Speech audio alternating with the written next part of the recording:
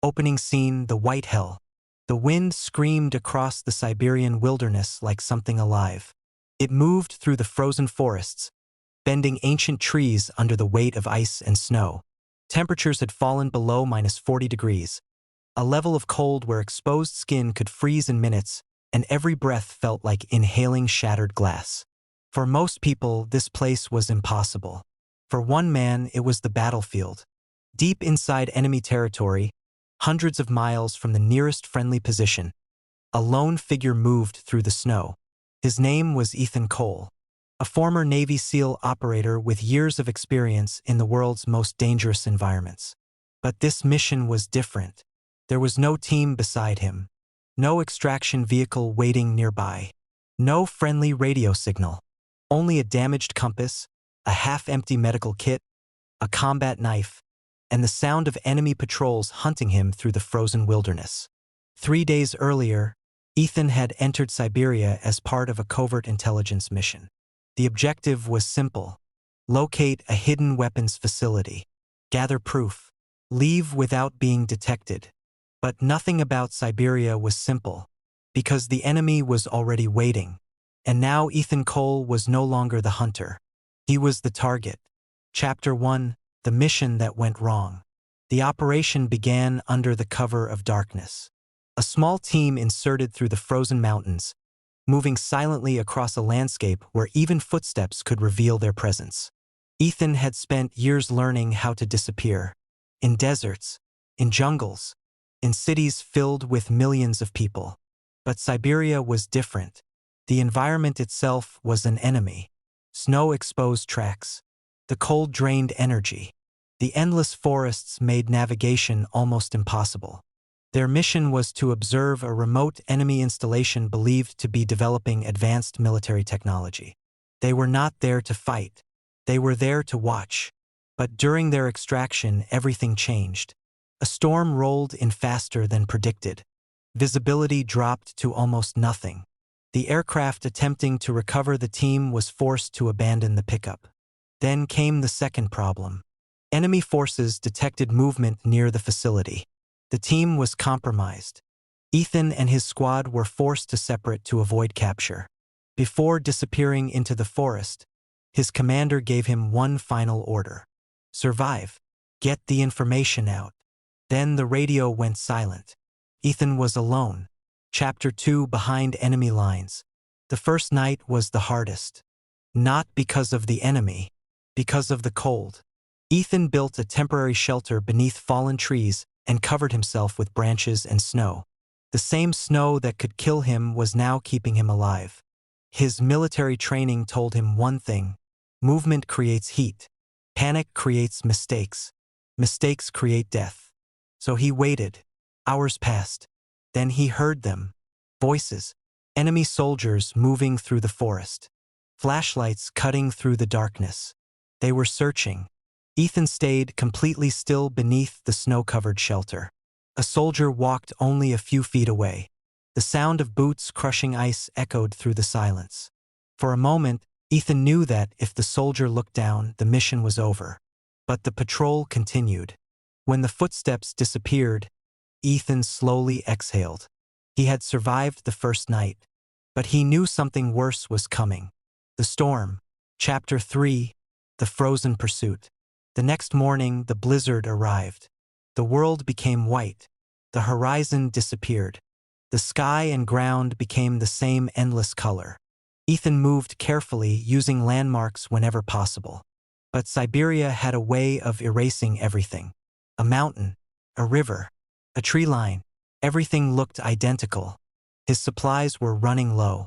His radio was damaged. And the enemy had drones searching the area. Small, silent machines moved above the forest, scanning for heat signatures.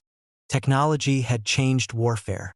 But Ethan knew something technology could not understand: survival. The wilderness had patterns. Animals moved differently before storms. Snow shifted before avalanches. The wind revealed direction. The forest itself was a map. And Ethan learned to read it. He stopped fighting the environment. He started using it. Chapter 4: The Enemy Camp. On the 5th day, Ethan discovered something unexpected. A hidden enemy supply camp. The soldiers had built it near an abandoned research station. Inside were fuel supplies, communication equipment, and medical gear. Everything Ethan needed. But taking it would be dangerous.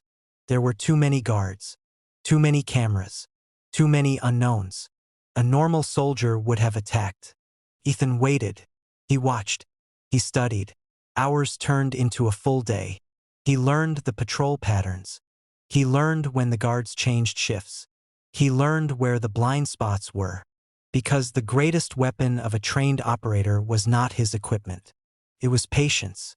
That night, Ethan entered the camp. Silent. Invisible. A shadow moving through the snow. He retrieved supplies and found something else. A map. A map showing the enemy's search zones. They were closing in. They knew where he was. And they were predicting his movements. Someone had been tracking him from the beginning. Chapter 5: The Frozen Ghost. Ethan realized the mission had become something bigger. The enemy was not only searching for him. They were trying to recover the intelligence he carried. The information on the device could expose their entire operation. That made him valuable. And dangerous. For the next several days, Ethan became a ghost. Enemy patrols moved through the forest. Drones scanned the valleys. Search teams followed every possible route. But Ethan was always one step ahead. He crossed frozen rivers, moved through abandoned villages, used storms as cover. He survived on limited food and pure determination. But even the strongest soldiers have limits. One night, exhaustion finally caught him. He collapsed inside an abandoned cabin. His hands were numb. His body was weak. And for the first time, Ethan wondered if he could actually make it home. Then he found something. A message carved into the wooden wall. Years earlier, another stranded traveler had written, "Cold breaks the body. Fear breaks the mind. Never let it break both." Ethan looked at the words and remembered why he was still alive. Chapter 6: The Rescue Signal. Back home, intelligence teams had not given up. They believed Ethan was alive. But finding one person in Siberia was like finding a single grain of sand in an ocean. The rescue team prepared a dangerous extraction. They knew the enemy controlled the area. They knew the weather was unpredictable. But they also knew one thing. They were bringing their man home. A specialized rescue unit moved toward the frozen wilderness. Their mission: find Ethan, extract him, survive. Chapter 7: The Final Chase. Ethan finally reached the extraction point, a frozen valley surrounded by mountains, the location where the rescue team planned to meet him. But something was wrong. Too quiet. No aircraft. No signal. Then he saw movement. Enemy soldiers. They had found the location. The trap was already set. Ethan had one choice: run. The chase began across the frozen valley. Snow exploded beneath boots. Gunfire echoed between mountains. The enemy closed in. But Ethan used the terrain. He disappeared into the storm.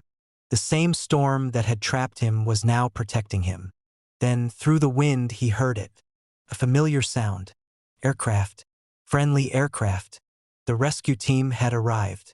Chapter 8: The Frozen Extraction. The rescue operation became a race against time. The aircraft could not land. The enemy was too close. Ethan moved toward the extraction zone while the rescue team provided cover. For a moment, everything slowed. Months of training. Years of preparation. Every lesson, every sacrifice, had led to this moment. Ethan reached the extraction point. A hand grabbed his arm. They pulled him aboard. The aircraft lifted into the freezing sky. Below them, Siberia disappeared into the clouds. The mission was over, but the memory would remain forever. Because Ethan Cole had survived something most people never could. A place where nature wanted him dead. An enemy wanted him captured. And isolation wanted him to surrender. But he refused, ending the man who walked out of the ice. Years later, Ethan was asked what kept him alive. Was it his training? His equipment? His experience? He thought about it. Then he answered, "Training teaches you how to survive, but your will decides if you actually do." The Siberian wilderness was still there, frozen, silent, unforgiving, but somewhere in those endless forests was proof of one thing. A human being with enough determination could survive even the impossible. Because sometimes the greatest battles are not fought against enemies. They are fought against the moment when everything tells you to give up. And Ethan Cole had won that battle. The frozen extraction was complete.